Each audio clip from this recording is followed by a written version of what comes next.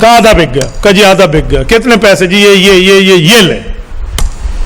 یقین مانے تاریخ میں یہ دو موقع ایسے ہیں جہاں کسی ایک مسلمان نے ایک بے ایمان سے معاہدہ کیا ہے اور پیسوں پہ کیا ہے, اور اس نے لالچ میں جو مانگا ہے مسلمان نے اس کے منہ میں اس کو وہی پیسے دیے ہیں, اور تاریخ گواہ ہے کہ یہ دو سودے بڑے کامیاب رہے ہیں. سبحان اللہ. نمبر ایک, حضرت ابوبکر صدیق نے جب حضرت بلال کو خریدا تھا. نمبر دو, جب حضرت عثمان نے بئر روما خریدا ہے رضی اللہ عنہ. مستورہ جو غلام تھا نا حضرت ابوبکر صدیق کو, بڑا موٹا تازہ, اس کی طاقت کے بڑے چرچے تھے کہ جو 10 غلام ایک جگہ کام نہیں کر سکتے نستورہ اکیلا کر سکتا ہے. یہ حضرت ابوبکر کا غلام تھا. حضرت صدیق اکبر کئی بار اسے دعوت دین دے چکے تھے کہ کلمہ پڑھ لے, کلمہ پڑھ لے. وہ کہتا تھا غلام میں آپ کا ہوں, تنخواہ کاٹ لو آپ کی مرضی ہے, بابا کلمہ ملمہ نہیں پڑھتا, میں نہیں پڑھتا. حضرت ابوبکر صدیق کے دل میں یہ بات کلک افسوس کے طور پہ تھی کہ یار اس کی آخرت برباد ہو جائے گی, یہ جہنم سے بچ کے جنت والا تو نہ بن سکا.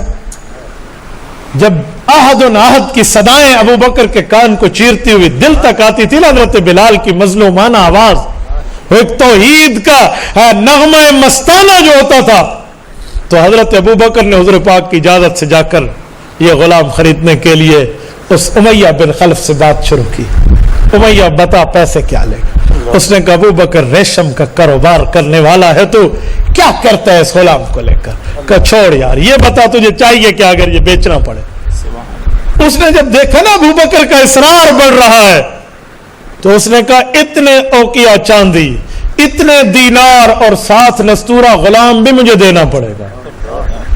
بیک جنبش قلم جسے کہتے ہیں نا کہ ایک ہی قلم پہ بات پوری کرنا.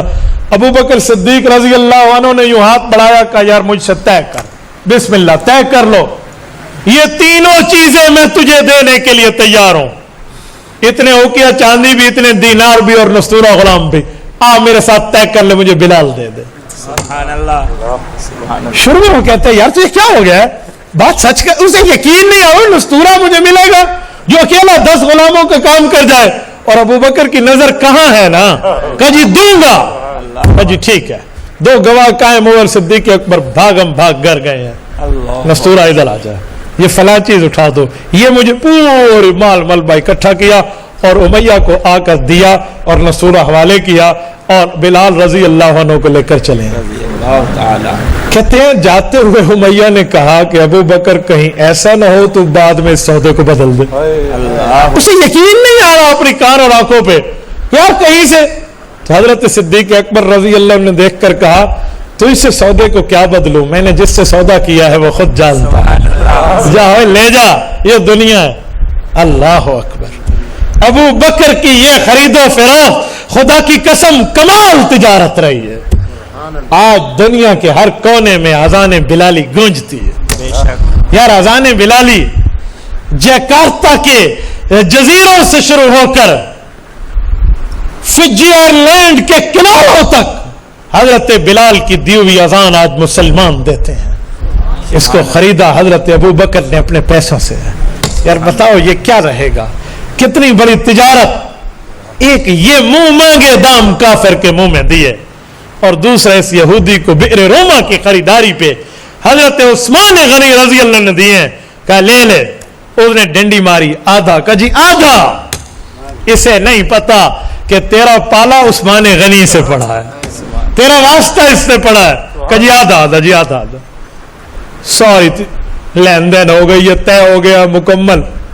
چلو بھائی کل کی باری میری. یہودی نے کہا جی ٹھیک ہے کل کی باری تیری, پرسوں سے میری. کا ٹھیک ہے. اس نے اپنی باری میں اعلان کیا اتنے اتنے دام دو گے تو پانی بھرنے دوں گا.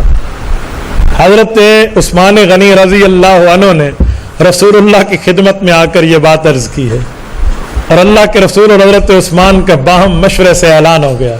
حضور پاک نے جو لفظ فرمایا نا یہاں, وہ حدیث میں لفظ برے کوٹ کرنے والا. فرمایا لوگوں یہ کنواں ہم نے خرید لیا. یہ عثمان کے پیسے کو اپنا پیسہ کہنا ہے, ہم نے خرید لیا. یہ لفظ حضور پاک علیہ السلام نے بھی 2 موقع پہ دوسرے کے پیسے کو اپنا پیسہ کر کے بولا ہے. ایک مسجد نبوی کی خریداری کے وقت کہہ دوں پوری بات سنا دوں, ذوق تازہ ہے آپ کا. اور ایک بیر روما کے وقت مسجد نبوی کی زمین پوچھی نا کس کی ہے, کہ سہل اور سہیل 2 یتیموں کی ہے. کہا ان کا بڑا کون ہے؟ کہا ان کا چاچو. کہا وہ تو صحابی ہے. کہا جی ہاں. کہا بلاؤ, ہمیں یہ زمین مسجد کے لیے چاہیے. یار کیا وقت ہوگا جب پیغمبر اسلام اپنی مسجد کے لیے جگہ خرید رہے ہیں. انہوں نے کہا یا رسول اللہ ہمارا جان مال وقت آپ پہ قربان, یہ زمین کیا, بھتیجوں کو اپنی جیب سے دے کر معاملہ طے کر لوں گا, میں ظالم چاچا نہیں ہوں, آپ یہ زمین لے لیجیے. حضور پاک نے فرمایا جی نہیں, ہم قیمت ادا کریں گے. اس موقع پہ بھی ابو بکر نے قیمت ادا کی ہے. ٹھیک ہے, کیسے ابو بکر صدیق کے مال کو اپنا مال فرمایا؟ ایسے تو نہیں فرمایا, فرمایا ما عندنا یدن الا وقد کافینا ما خلا ابا بکر. لوگوں جس نے بھی ہم پہ احسان کیا میں نے اس کا بدلہ چکا دیا. ایک ابو بکر ہے جس کا بدلہ قیامت میں اللہ سے لے کر دوں گا. ابو بکر کے لیے اعزاز بہت بڑا ہے. اور یہی حضرت عثمان کے پیغام ہے. کہا لوگوں ہم نے بئر روما خرید لیا ہے, جس کو چاہیے ہو کل ہماری باری ہے, فی سبیل اللہ پانی لے جائے. یہودی کے وہم و گمان میں بھی نہیں تھا. سارا دن درہم اور دینار کے بانٹتا اور حساب کرتے ہوئے پیسے جمع کرتے ہوئے پانی بیچتا رہا. جب اگلا دن ہوا اس نے سوچا کہ اگر میں نے 2 درہم کا ایک ڈول دیا ہے تو ابو عثمان تو 3 درہم کا دے گا, تو کل میں 4 کا اعلان کروں گا. وہ ساری رات یہ کاؤنٹنگ, گویا میں کہتا ہوں پوری رات کیلکولیٹر چاہ کے سوتا رہا اسے. کل میں کیا کروں گا, میں کیلکولیٹ ہی کرتا رہوں. اگلے دن پھر چشمے فلک نے وہ منظر بھی دیکھا جب حضرت عثمان آئے ہیں اور فرمائے لوگوں آج کے دن مسلمانوں کی باری ہے, ہم بھی تجارت کر رہے ہیں, ہمارے ڈول کا رقم اور پیسہ طے ہو چکا ہے اور وہ بھی ہمیں ملے گا, وہ دے گا اللہ کی ذات ہمیں دے گی. آپ کے اوپر فی سبیل اللہ پیسہ قربان, یہ پانی جتنا بھر کے لے جاؤ لے جاؤ, آج بھی پی لو کل کا بھر کے بھی لے جاؤ. خوشگوار کنواں ہے مدینہ منورہ کا جس پر اہل مدینہ کی توجہ ہے. اور یہ واحد کنواں تھا جس کو حضور پاک نے کتنا پسند کیا. مسلمانوں نے اس دن کا بھی لیا, اگلے دن کا بھی لے گئے. اب جب باری یہودی کی آئی, کون لینے آتا اس سے؟ اور صرف مسلمانوں پہ نہیں, اہل مدینہ پہ مفت کیا تھا. کوئی مسلم غیر مسلم, کوئی اپنا غیر, جو لینا چاہے دے دو. دنیا کی کیا چیز ہے, اور یہ خدائی صفت ہے. حدیث پاک میں ہے لو کانت الدنیا عند اللہ جناح بعوضہ ما سقا منہا شربۃ کافر.